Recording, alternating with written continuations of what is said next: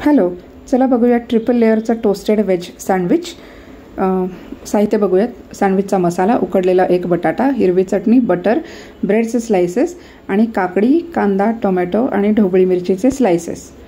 आता चटणी आणि सँडविचचा मसाला ह्याची रेसिपी मी खाली डिस्क्रिप्शन बॉक्समध्ये दिलेली आहे. मागे एक सँडविचची रेसिपी केली होती, त्यातसुद्धा आहे याची रेसिपी, तर त्याची लिंकही मी देते आहे डिस्क्रिप्शन बॉक्समध्ये. आता ब्रेड स्लाइस घ्यायचं आहे, त्याला बटर आणि चटणी लावायचं आहे. उकडलेला बटाटा किसून घ्यायचा आहे, त्याच्यावर सँडविचचा मसाला घालायचा आहे आपल्याला.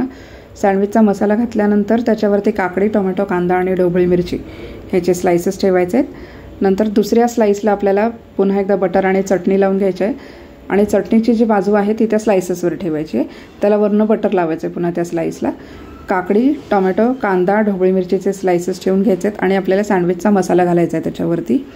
हे बघा, आता तिसऱ्या स्लाइसला चटणी आणि बटर लावून घ्यायचं आहे. बटर आधी आणि चटणी लावून घ्यायचं आहे.